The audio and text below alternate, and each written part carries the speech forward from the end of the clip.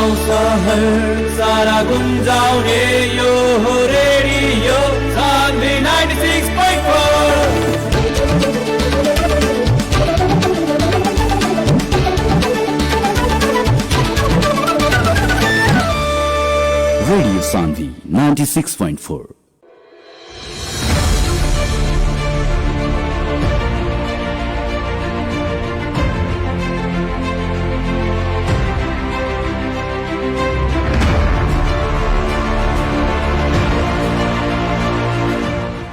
जी नमस्कार, प्रणाम। सुन रहल बानी radio Sanvi 96.4 megahertz. Radio Sanvi 96.4 megahertz के कार्यक्रम स्थानीय सरोकार लेके उपस्थित हो चुकल बानी। कार्यक्रम प्रस्तुता राम मंडल, प्रविधि में बानी हमने के अनरजीत जी।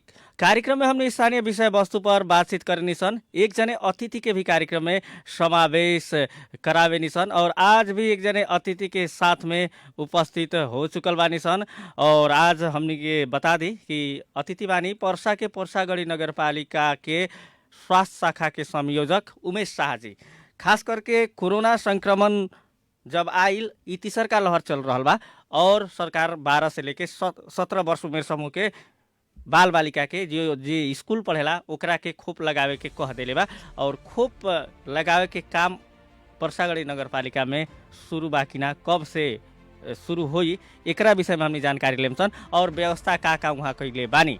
साथे समग्र नगरपालिका के स्वास्थ्य अवस्था के बारे में, वहाँ के स्वास्थ्य चौकी जे जौन बा, बर्थिंग सेंटर बा, उ सब के बारे में हमनी बातचीत करम सन। लगभग कही ना कि स्थानीय चुनाव के 5 वर्ष बीत चुकल बा, 5 वर्ष में कितना प्रगति भइल बाटे स्वास्थ्य क्षेत्र के, ई बारे में बात करें सन। हमनी के साथ में उमेश शाह सर जी बानी, वहाँ से हमनी के संपर्क में आ चुकल बानी। उमेश सर, कार्यक्रम में स्वागत बा अपने के। जी धन्यवाद जी। जैसे कि नगर पालिका में अध्ययनरत 12 से लेके 17 वर्ष उमेर समूह के बच्चा, स्कूल में पढ़े वाला बच्चा लोग के खोप दिया रहल बा कि ना?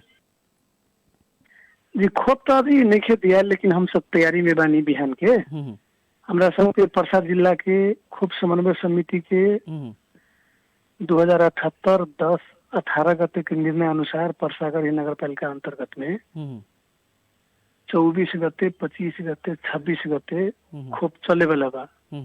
जै खतरा हम सब आज पूरा तैयारी में बानी। जम्मा पर्सागढ़ी नगर पालिका अंतर्गत 21 को केंद्र रखले बानी हम सब, विद्यालय में, स्वास्थ्य चौकी में, अन्य ठाउँ में। 21 को खोप केंद्र में 12 वर्ष से 17 वर्ष के बच्चा सब जन बा न, विद्यार्थी और बस्ती टोल में जे 12 वर्ष से 17 वर्ष उमेर समूह के जे बाल बालिका बा, सबके हम सब आह्वान कैले बानी, गार्जियन से, शिक्षक लोग से, अभिभावक से, ये अपना अपना नजदीक के खोप केंद्र में जी खोप लगा के हमरा सबके खोप कार्यक्रम जोन बा उ सफल कर देवे के लागि हम सब अनुरोध कैले बानी। जी। जैसे कि बाल बालिका अन्य जे स्कूल में नहीं के पढ़त उ लोग के भी अपने लोग खोप लगाए लगन। जी जो टोल बस्ती के कही ना सर, टोल बस्ती में जोन हम विद्यालय नहीं जा सकत अथवा कोनो कारणवश नहीं जा अथवा कहीं बाहर से आयल होई, ओकरो सबके हम सब जे है नजदीक के खोप केंद्र में खोप लगावे के आह्वान कैले बानी, अनुरोध कैले बानी। जैसे कि जे स्कूल में नहीं के पढ़त उ बाल बालिका 12 से 17 वर्ष उम्र समूह के वो भी खोप लगा सकता है कि ना? जी जी जी जी। व्यवस्थापन के कैले बानी लोन, स्वास्थ्य कर्मी लोग के व्यवस्थापन जुटी ओकर व्यवस्थापन के तरह बा? स्वास्थ्य कर्मी लोग के कितना हमरा सबके पर्सागढ़ी नगर पालिका अंतर्गत जी 5 गो स्वास्थ्य संस्था बा, एगो प्राथमिक स्वास्थ्य केंद्र, 4 गो स्वास्थ्य चौकी, जिनमें स्वास्थ्य चौकी में हमरा सबके प्राविधिक कर्मचारी, स्वास्थ्य कर्मी लोग जम्मा 6 जना बा एगो स्वास्थ्य चौकी में। ओहि में से हम सब कथी कैले बानी, 2 गो टीम बनैले बानी।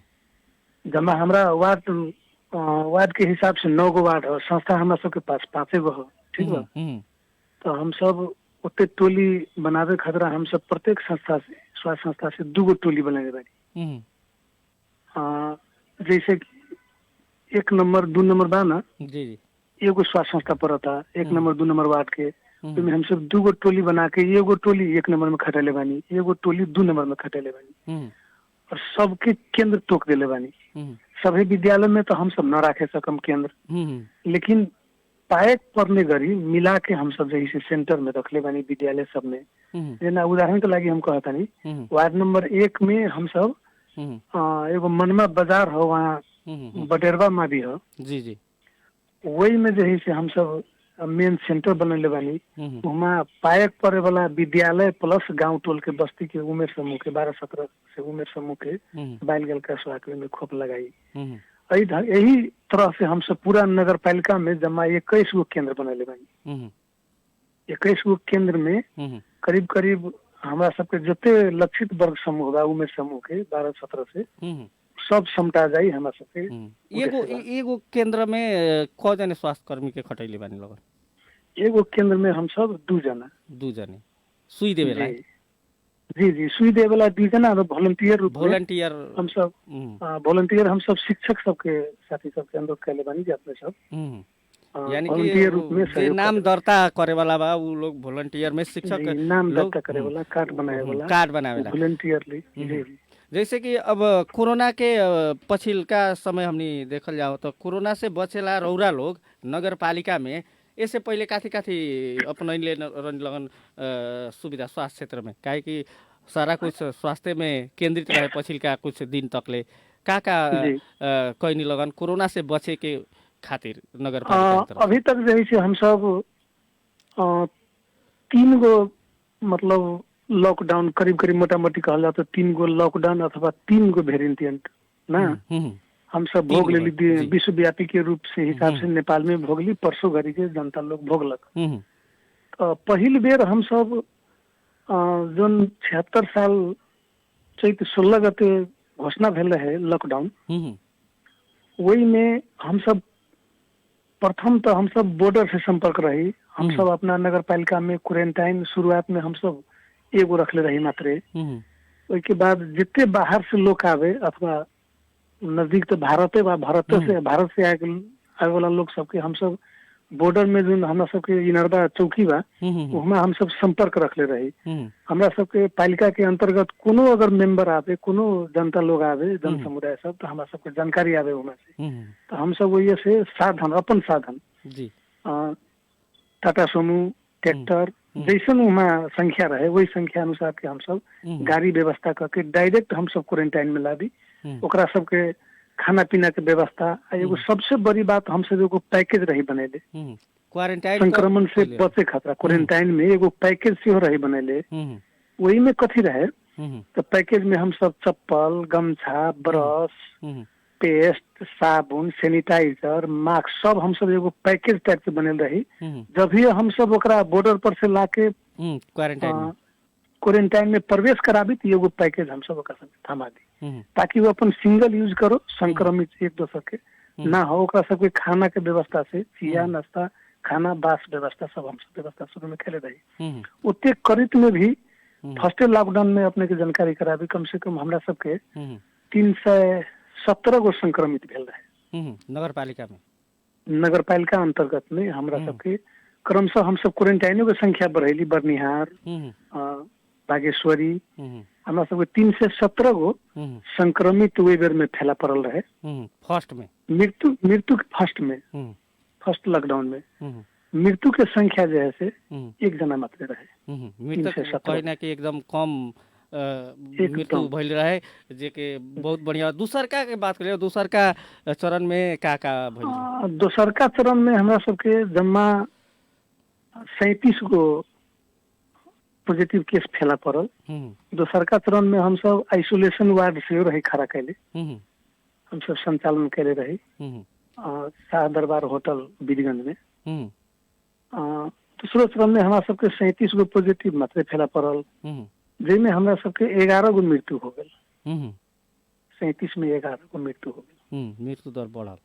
दूसरे चरण में मृत्यु दर बढ़ल। तई के संक्रमण के रोकथाम के लागि हम सब कथी कैनी अपना नगर पालिका अंतर्गत में प्रत्येक स्वास्थ्य संस्था में दवाई के पोका बना के पठेली। जी आवश्यक जो दवाई बा ना कोरोना संबंधी एंटीबायोटिक लगायत विटामिन सी लगायत एगो हम सब पोका बनैली। पोका संपूर्ण स्वास्थ्य संस्था में हम सब पठवैली। स्वास्थ्य संस्था में पठाला के बाद स्वास्थ्य कर्मी सबके निर्देशन दिली जे अपने सब गांव टोल में हेल्थ एजुकेशन देवे के प्लस अगर जे एहि संबंधित जहाँ फैला पड़ल आदमी बीमारी ओकरा सबके जे है से हम सब जन समुदाय में उ पोका बंटबैली, वही के प्रतिफल हमरा सबके की भेल तो तेसरो चरण में हमरा सबके कोनो किस्म के तेहन प्रॉब्लम नहीं है, प्रॉब्लम नहीं है। अभी तक ले जमा जमी 2 गो संक्रमित हमरा सबके नगर पालिका में देखा पड़ल है, एगो 4 नंबर में एगो 9 नंबर में। जैसे कि वो स्थानीय से उपजल नहीं है, वो इंडिया से आके बॉर्डर पर जो चेक भेल बा वो हमरा से रिपोर्टिंग भेल बा। चलिए बाहर के बहुत बढ़िया बा। एगो गुनासो का हमनी सुननी सन, जैसे कि ई सबसे बेसी कोरोना संक्रमण में खटे वाला जे रहे उ स्वास्थ्य कर्मी लोग रहे, और स्वास्थ्य कर्मी जे क्वारंटाइन में खटल बा दूसर का जो लहर में उ लोग के बहुत लोग के पैसा अभी तक नहीं मिलल कह के गुनासो बा हमरा से कैलक लोग 1-2 जाने कि हमनी के पैसा अभी तक ले नगर पालिका से उपलब्ध नहीं भाई, क्वारंटाइन में खटल के पैसा उ पैसा अपने लोग काहे उतना रोक के रखले बानी लगन? हम जानकारी करवा दनी अपने के जी। पहले चरण में जे सरकार रहे निर्देशन देले, निर्देशन अनुसार सब साथी सबके पैसा पहुंच गेल खाता में, ठीक बा जी। दूसरो चरण में कथी भेल रहे, दूसरो चरण में आम रूप से सरकारों निर्देशन न कैले रहे आ हम सब नगर पालिका से आम रूप से न खाते रही, यानी कि कोनो साथी सबके कोरोना के भत्ता वापस अथवा खाजा वापस अभी तक नहीं है बाकी, सबके भुगतान क्वारंटाइनो के बाकी केकरो नहीं है सर, सबके भुगतानी हो गई, सबके हो गई बा जी। यानी कि अभी कही ना कि सबके भुगतानी हो गई। चलिए बढ़िया बात बाटे, हमने फिर से जानकारी लेम सन स्वास्थ्य कर्मी लोग से कि उ लोग के मिलल बा कि ना, लेकिन अपने कहता नहीं तो बढ़िया बात बाटे, भुगतानी हो चुकल बा, अच्छा बात बा। जैसे परसागढ़ी के स्वास्थ्य अवस्था देखल जाओ क्षेत्र, स्वास्थ्य के क्षेत्र वहाँ बर्थिंग सेंटर बा, विभिन्न स्वास्थ्य चौकी के बर्थिंग सेंटर बनावे के कोशिश हो रहा बा, ये सब के अवस्था कैसन बाटे? अभी तक परसागढ़ी नगर पालिका में अपने के हम शुरू में जानकारी कर लिए, जमा हमारा सबके प्राथमिक स्वास्थ्य केंद्र को स्वास्थ्य चौकी 4 गो, जमा 5 गो स्वास्थ्य संस्था बा, जिसमें हमारा सबके 2 गो बर्थिंग सेंटर संचालन में बा गत आर्थिक वर्ष से, जी गत आर्थिक वर्ष के विगत से हमारा सबके संचालन में 2 गो बर्थिंग सेंटर, एगो प्राथमिक स्वास्थ्य केंद्र बागेश्वरी, एगो बागवाना स्वास्थ्य चौकी में संचालन में बर्थिंग सेंटर। अब हमारा सबके उद्देश्य बा 5 संस्था बनो, उद्देश्य हमारा सबके बा, लेकिन तई उद्देश्य के तहत हम सब पचरुखी के सेहो जही से आगाड़ी बढ़ेनी। गत साल में हमारे ओते जिम्मेवारी न रहे, हम असिस्टेंट में रही, हमरा सबके संयोजक जोगिंदर पजियार सर रहे, अब प्रयास कैलन लेकिन प्रयास मुताबिक प्रगति ना भेल। समस्या का हो गई? समस्या का हो गई, शुरू में भवन न रहे, बाद में जही से एगो CDP कह के NGO रहे, उ जैसे भवन बना देलक, उसके बाद जही से पहले औजार के व्यवस्था कर देलक, औजार के व्यवस्था कर देला के बाद में वहाँ भेल कथी, अभी बर्थिंग सेंटर के लागी पूर्ण रूप से वो संरचना नहीं के, का है बाउंड्री वाल नहीं के, उसके बाद स्वास्थ्य कर्मी के रहे वाला पर्याप्त भवन अभी नहीं के, अभी तक ले जमा जमी 4 कोठा बा, में 2 गो ज्वाइंट बा जो बर्थिंग सेंटर के लागी बनल बा, 2 गो स्वास्थ्य चौकी के लागी पहले से रहे, पुरान भवन रहे, वो में जैसे से अपने के अभी जैसे बैसे वाला व्यवस्था बढ़िया से नहीं है। हम सब वार्ड कार्यालय से समन्वय करते हैं, नगर पालिका से अनुरोध करते हैं, अगर बैसे के व्यवस्था स्वास्थ्य कर्मी के हो जाए तो हमरा सबके संचालन करे में दिक्कत नहीं है, प्रयास में हम सब बानी। दूसर का बात, हम सब एगो हरपुर स्वास्थ्य चौकी के बर्थिंग सेंटर बनावेला ओकरो आगाड़ी बढ़ाले बानी, जेकर संरचना तैयारी हो रहा बा, कुछ हो गेल बा, कुछ हो रहा बा। सकबर हम सब प्रयास करम जे जते जल्दी संरचना तैयार हो जाए दोनों जगह हम सब बर्थिंग सेंटर संचालन में लें, यानी कि बहुत जल्दी उकरा के अपने लोग ले आम लोग संचालन में। और जैसे भवन के अपने बात कही, भवन में तो बजट तो नगर पालिका देवेला, फिर भवन बनावे में समस्या कथी बा? बजट तो होई नगर पालिका के, बजट तो बा, लेकिन नगर सभा से जब तक पारित नहीं कर ना सर, तब तक जैसे लगानी लगाए में दिक्कत बा नगर पालिका के ना, जब तक नगर सभा से ना ओकरा कोनो बजट छुटिया जाए तो भवन निर्माण में अथवा संरचना करे में समस्या हो रहा है। तो जैसे हरपुर में किक तरह बनल खता, हरपुर में वाडा योजना के हिसाब से बनल खा, हम सब वाडा से रिक्वेस्ट कैली। उसके बाद वार्डा अध्यक्ष मार्फत नगर प्रमुख से बात भेल। नगर प्रमुख जैसे कुछ सहयोग कलक वही हिसाब से बन रहा बा, लेकिन मेन भूमिका यहाँ वार्ड के बा। वार्ड के यानी कि चली वड़ा अध्यक्ष जी के धन्यवाद देवे के परी, शुक्रिया कहे के परी कि वहाँ वार्ड के बजट काट के भी बर्थिंग सेंटर बनवैनी। एकरा खातिर अन्य जनप्रतिनिधि लोग के भी ई कईल जरूरी बा हमरा हिसाब से। अन्य जे वड़ा अध्यक्ष लोग बा लोग यदि भवन बा ऑलरेडी तो स्वास्थ्य के एगो जौन क्षेत्र बा ओमे और इथी कह के बर्थिंग सेंटर चलाओ जाओ। बर्थिंग सेंटर जैसे बागेश्वरी के बात कर जाओ तो बागेश्वरी बर्थिंग सेंटर में सुविधा कथी कथी रखले बानी लगन? बागेश्वरी बर्थिंग सेंटर में नॉर्मली जो बच्चा पाए वाला व्यवस्था बा, नॉर्मल डिलीवरी जैसा हम सब कहता नहीं, वही के नॉर्मली हिसाब से पूर्ण रूप से व्यवस्था बा। जना हम सब गांव घर से जो नॉर्मली गर्भवती आई माई आवतिया ओकरा सबके नॉर्मली हिसाब से हम सब करता नहीं। फिर हम जे इमरजेंसी कहाँ जाई लोग तो इमरजेंसी खतरा हम सब एम्बुलेंस स्टैंड बाई रख ले बानी। जी जी कहीं एम्बुलेंस के बारे में भी सुनल जाओ। एम्बुलेंस नगर पालिका के निर्णय अनुसार अगर परसागर ही नगर पालिका अंतर्गत तो हम कोनो एम्बुलेंस, हमारे सबके पास 3 गो एम्बुलेंस बा, कोनो एम्बुलेंस अगर हम सब चलाएं नगर पालिका अंतर्गत सर्विस देम तो जम्मा 5 से फी रख ले बनी, रख ले नगर पालिका के निर्णय अनुसार। अगर जे हम सब वही एम्बुलेंस अगर हम सब जैसे बिरगल तक ले जाए और डिलीवरी होको अथवा कोनो बीमारी के लगी तो हम सब न्यूनतम चार्ज नगर पालिका से 1000 रुपया रख ले। हमरा कहे के मतलब ही हो जो नगरवासी के लगी, नगरवासी के खातिर तो तब शुल्क लेवल तो एगो अच्छा बात ना बोल, कमती में निःशुल्क तो करे के चाहे। हाँ बढ़िया बात अपने के लिए निःशुल्क रहलक है। कब रहलक है? जब जे कोरोना के दूसरो चरण तक, कोरोना संक्रमित के दूसरो चरण तक निःशुल्क रहलक है नगर पालिका के तरफ से। रह गल कथी अब एम्बुलेंस एगो एहन सर्विस बा जे सब दिन निःशुल्क कैलो से ठीक नहीं है। निःशुल्क कैला से मिस यूज भी हो सकता। दूसर बात कथी जे हमरा सबके सिंगल ड्राइवर बा, एगो एम्बुलेंस में सिंगल ड्राइवर बा जी, ओकरो कुछ रेस्ट के जही से समय देवे के पड़ता। वही हिसाब से हम सब न्यूनतम शुल्क नगर पालिका के बड़का योगदान बाई जे न्यूनतम शुल्क लगैले बा एम्बुलेंस के। अपने देखल जाओ यहाँ से काठमांडू अपने पठाई प्राइवेट एम्बुलेंस के तो हमरा लागत है कम से कम 12,000 10,000 से ऊपरे बार रेट होकर। हमरा सबके अपन पालिका के जन समुदाय जनता पीड़ित लोग अगर काठमांडू जाई तो हमरा सबके 8,000 से नीचे के रेट बा। यानी कि भरतपुर के कहल जाओ तो जमा 4,000 बा हमरा सबके। ये एगो बढ़िया कोशिश बा खास करके। लेकिन एम्बुलेंस के कमी तो लौकता। 3 गो एम्बुलेंस ही बा, 9 गो वार्ड बा, बड़का नगर पालिका बा, पहले के 9 गो गावी सब मिल के बनल बा, 3 गो ही एम्बुलेंस बा, 5 गो गावी सब मिल के बनल बा। तो ये एगो थोड़ा सा एम्बुलेंस के कमी नहीं के लौकत। जैसे जे तरह भवन के अपने कहने कमी बा वो तरह एम्बुलेंस के भी कमी लौकता नगर पालिका में। अब इस हिसाब से देखल जाओ तो तुलनात्मक हिसाब से तो कमी नहीं है। काहे अगर ये गो एम्बुलेंस में हम सब 3 को वार्ड देता नहीं न फिर भी कवर में कोनो समस्या ना होई। काहे तो 3 एम्बुलेंस एक बेर बिजी होई वो जरूरी नहीं है न, कोनो समय में बिजी हो सकता लेकिन एक समय में बिजी होई वो समय नहीं आवत कभी भी। यानी कि अभी तक हिसाब से अल्टरनेट में एगो न एगो एम्बुलेंस हमरा सबके नगर पालिका अंतर्गत बैठल रहेगा।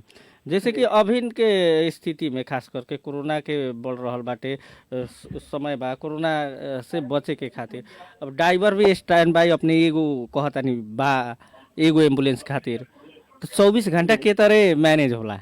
24 घंटा सेवा मिलेला जनता के बर्थिंग सेंटर में। बर्थिंग सेंटर में तो 24 घंटा सर्विस बढ़ले बा सर। फिर ड्राइवर ना रहे तो ड्राइवर सर हम कहनी ना कम से कम अल्टरनेट तो हमरा 3 गो बा ना। एगो ड्राइवर के मान लीजिए रेस्ट चाहिए अथवा ओकर मियाज ठीक नहीं है तो अल्टरनेट में हमरा सबके 2 गो एम्बुलेंस के स्टैंड बाई रही ना। 3 आदमी एक बेर बीमारी हुई अथवा एक टाइम में रेस्ट करी वो हम सब नहीं बनेले कानून। यानी कि तीनों जाने में से 2 जाने कमती में 1 जाने कमती में 24 घंटा उपलब्ध रहेला। जी जी जी जैसे हम सब जोड़ित रहलिए वही बात से, बर्थिंग सेंटर से जोड़ले रहलिए बात के, ठीक बा। तो बर्थिंग सेंटर में नॉर्मली हमारा सबके डिलीवरी के व्यवस्था बा। अपने के हम जानकारी करा दीजिए, गत चौमासिक भनेको श्रावण से कार्तिक तक प्राथमिक स्वास्थ्य केंद्र बागेश्वरी में 64 को नॉर्मल डिलीवरी भेल था सर। 64 को 4 महीना में 64 को 4 महीना में। वही हिसाब से बगवाना के रिपोर्ट देखल जाए तो 68 को भेल 4 महीना में नॉर्मल। बाहर ले जाए वाला केस कितना लगभग आ? बाहर ले जाए वाला केस बहुत न्यून हो गई है। कि हमरा सबके जो स्वास्थ्यकर्मी लोग बा, स्टाफ नर्सिंग स्टाफ सब, वो सब एक्सपीरियंस भी बा। वही हिसाब से वो जही से सर्विस देवेला। वही में हम सब जोड़ले रहलिए जे इमरजेंसी में हम सब एम्बुलेंस हो रखले बानी। अगर तेहन अवस्था आला पर हम सब विजन पठा बतानी बेटर सेंटर में रेफर करतानी। यानी कि अभी तकले स्वास्थ्य के अवस्था ही बा। बजटिंग कितना लगभग मिलेला रौरा लोग के एक साल में नगरपालिका से स्वास्थ्य क्षेत्र के खातिर? इमे 2 किस्म के बजट होकेला। एगो केंद्र सरकार से, एगो स्थानीय सरकार की जिम्मेवारी से होगा। उसमें केंद्र सरकार सशर्त देवेला। जी, केंद्र सरकार के सशर्त अनुदान में आवेला। में हमरा सबके करीब 2.5 करोड़ मोटा मोटी के बात करत हनी अभी। 2.5 करोड़ तक ले बात, तलब भत्ता, महंगी भत्ता, पोशाक भत्ता सब मिला के संपूर्ण कर्मचारी के रहल। नगर पालिका के संपूर्ण कर्मचारी के करार के भी जी। अब रहल कथी स्थानीय सरकार बा नगर पालिका, तो स्थानीय सरकार से सहयोग करे के जिम्मेवारी स्थानीय सरकार के बहुत बा। अब तक नगर पालिका से हमरा सबके जनरल रूप से इमरजेंसी में जितने काम पड़ेला, जना कोरोना आ गेल, महामारी आ गेल, वही सब में नगर पालिका के सहयोग बढ़ले बा। एगो बात कथी रह गेल जे हमरा सबके अंतर्गत 5 गो गावी से शादी गावी से 5 गो रहे, वही अंतर्गत हमरा सबके 45 गो महिला स्वयंसेविका सब कार्यरत बानी। जेकर पद के दायित्व है स्वयं सेवक। जी। ओकरा सबके नेपाल सरकार से कोनो तलब भत्ता ना मिलेला। उ लोग ना मिलेला, फ्री में खटे के पड़ेला। फ्री में खटे के पड़ेला। रह गेल कथी कोनो ऐसन प्रोग्राम बा जना विटामिन ए, अल्बेंडाजोल खियावे के बा, पोलियो खियावे के बा कोनो बेला बखत में, ओकरा सबके वही दिन के भत्ता 400 रुपया नेपाल सरकार तोकले बा। वही हिसाब से हम सब देतानी।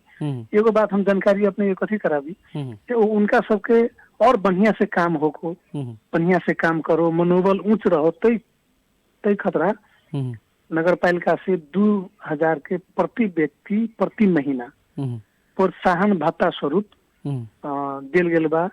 जे भत्ता हम सब पुष मसान तक लेके भुगतानी दे देले बानी। यानी कि उ लोग के एगो कहे ना कि स्वयं सेविका लोग के बहुत स्वयं सेविका लोग भी गुनासो करला लोग कि हमनी के बड़ी खटे के पड़ेला। आई कोरोना महामारी में तो उ लोग के और भी ज्यादा खटे के पड़ल रहे। लेकिन बात और जानकारी करा बतानी अपने के हम पहले चरण में नेपाल सरकार महिला स्वयं सेविका सबके भी भत्ता न्यूनतम भत्ता के हिसाब से दिल गेल रहे 1500 के दर से। वो परसागढ़ी के महिला स्वयं सेविका सबके वो हम सब भुगतानी कर दिले बानी प्रति व्यक्ति 1500 के दर से एक चरण के मात्रे। यानी कि जौन नगर पालिका से सेवा सुविधा स्टाफ लोग के, कर्मचारी लोग के मिले के चाहिए तो मिल गई बा सभी, क्योंकि बाकी नहीं खे ना स्वयं सेविका लगाए थे सबके। जितना हमरा सबके निर्देशन रहे, पेपर डॉक्यूमेंट मिलावे के रहे, सब मिला के उनका सबके सबके भुगतान हो गल बा। एगो बात हम और जानकारी कराता नहीं, कुछ हमारा सबके दूसरे चरण के जो कहता नहीं अपने बाकी में जो बाकी रहे, कथी के बाकी रहे, कंटेक्ट ट्रेसिंग कैले रहे साथी सब, PCR कैले रहे, वही सबके जो बाकी रहे ओकरो सबके जही से भुगतानी हमरा सबके 15-20 दिन पहले सबके भुगतानी हो गल। यानी कि चली बढ़िया बात। ई समग्र में रौरा पहले से भी बानी, सह संयोजक में रहनी, अब संयोजक भइल बानी। कथी अपने के शिकायत बा नगर पालिका से कि ऐसन चीज कर देवे के पड़ल अपने के स्वास्थ्य क्षेत्र के विकास के खातिर? जेना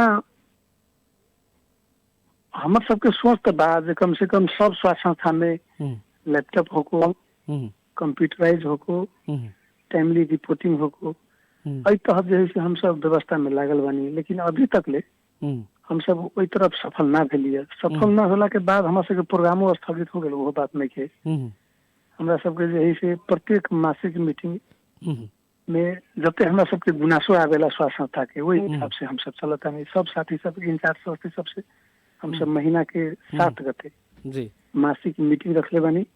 मासिक मीटिंग में हम सब सारा समस्या के समाधान और समस्या के दाता करके हम सब रखते। वही हिसाब से हम सब आगे बढ़ व्यवस्था करते अभी तक आगे बढ़ते। जी बहुत बहुत धन्यवाद बा उमेश शाह सर, अपने ऐनी कार्यक्रम में स्वास्थ्य क्षेत्र के बारे में बताइने एकरा खातिर रेडियो सानवी के तरफ से, हम राम मंडल के तरफ से बहुत बहुत धन्यवाद बा सर। अपनों के धन्यवाद। लेकिन एगो बात हम और अनुरोध करे चाहे जन समुदाय से जी, कहल जाओ जो हमारा सबके बिहान से चले वाला जो 12 वर्ष 17 वर्ष के उम्र समूह के जो बाल बालिका विद्यार्थी सबके मॉडर्ना वैक्सीन लागे जा रहा बा, वही में संपूर्ण स्वास्थ्य शाखा के तरफ से, अपना व्यक्तिगत तरफ से, नगर पालिका के तरफ से, संपूर्ण अभिभावक लोग से अनुरोध बा जे कम से कम अपना बच्चा के नजदीक के खोप केंद्र में खोप लगा दो। अब विद्यार्थी के लगी हम सब विद्यालय के हेड सर सबसे अनुरोध करते हैं स्वयं सेवक उपलब्ध करा दे। जी स्वयं सेवक उपलब्ध प्लस आवश्यक सहयोग करके खोप संचालन में सहयोग कर देने के अनुरोध करते हैं। जी धन्यवाद बा सर। अपना धन्यवाद जी। उहाँ रहनी हो उमेश शाह, पर्सागढ़ी नगर पालिका के स्वास्थ्य शाखा के संयोजक। आज के खातिर निर्धारित समय खत्म हो चुकल बा। हमने बिहान फिर से आम सन दोसर विषय वस्तु दोसर अतिथि के साथ में। तब तक ले अपने कार्यक्रम सुन के साथ देनी अपने के धन्यवाद। कार्यक्रम में टेक्निकली सपोर्ट के खातिर अनर्जित के धन्यवाद देत कार्यक्रम प्रस्तोता राम मंडल के विदा दी। नमस्कार।